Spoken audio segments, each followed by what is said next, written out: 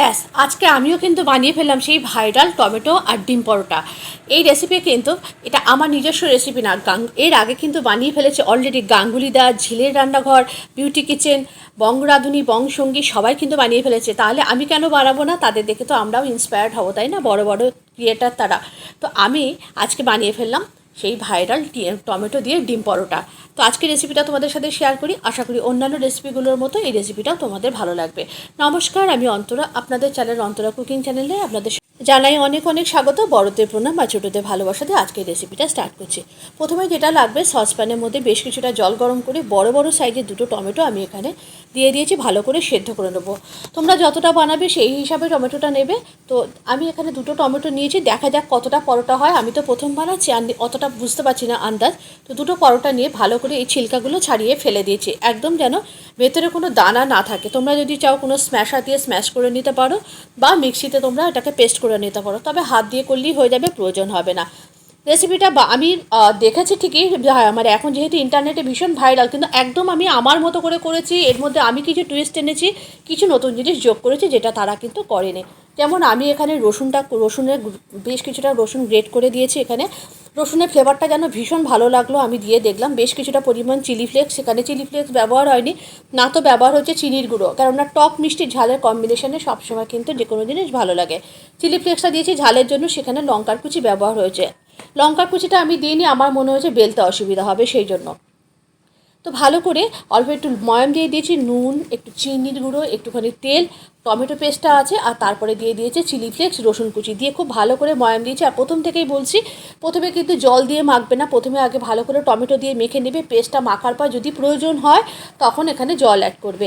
তো আমি দেখলাম দুটো টমেটো দিয়ে এখানে কিন্তু 8টা মতো পরোটা হলো, বেশ প্রমাণ সাইজের। আমি এটা ময়দা দিয়ে করেছি, যদিও এটা ময়দা দিয়ে সবাই করেছে, তাই আমি ময়দা দিয়ে করেছি। এরপরে দুটো ডিম নিয়েছি, দুটো ডিম নিয়ে এখানেও আমি টুইস্ট এনেছি। সবাই কিন্তু সেখানে পেঁয়াজের কুচি ব্যবহার করেছে, কিন্তু আমার মনে হচ্ছে পেঁয়াজ কুচিটা দিলে ডিমের পরোটার গায়ে ধরবে না, তাই আমি পেঁয়াজটাকে গ্রেট করে জলটাকে নিংড়িয়ে দিয়েছি। নিংড়িয়ে পেঁয়াজে গ্রেট করা পেঁয়াজটা ডিমের মধ্যে মিশিয়েছি, অল্প লবণ আর অল্প একটু চিলি ফ্লেক্স দিয়ে ভালো করে ডিমটা খুব ভালো করে বিট করতে হবে।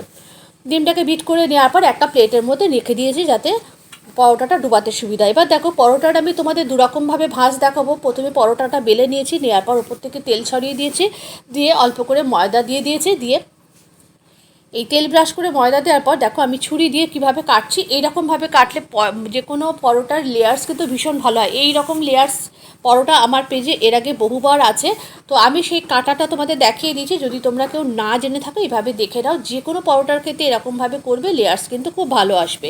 লাচ্চা পরোটার লেয়ার্সটা আলাদা, আর এই যে বালিশ পরোটা, এর লেয়ার্সটা কিন্তু আলাদা। তো এইভাবে তোমরা করবে, খুব ভালো লাগবে। তারপরে এই দেখো চারপাশ থেকে কীভাবে মুড়ে নিলাম, নিশ্চয়ই দেখে বুঝতে পারছো।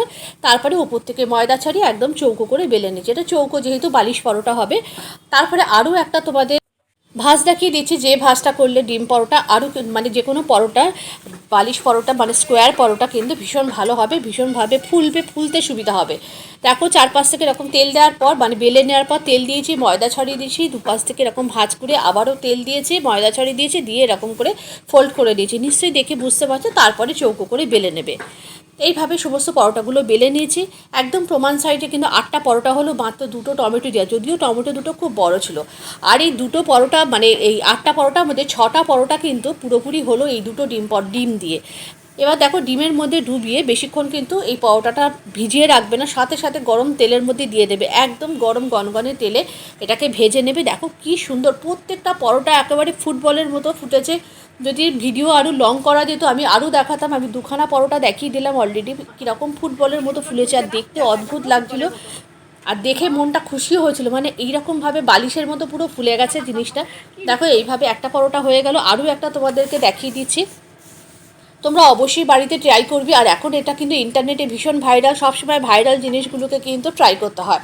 তোমরা অবশ্যই ট্রাই করবে। ডিম পরোটা কিন্তু এখন সবাই বানাচ্ছে, মানে এইরকম টমেটো দিয়ে বালিশ ডিম পরোটা। তো তোমরাও এরকমভাবে ট্রাই করবে, আশা করি তোমরা সবাই পারবে। আমি যখন পেরেছি, দেখো এইভাবে সমস্ত পরোটাগুলোকে একদম পরপর ভেজে নিয়েছি।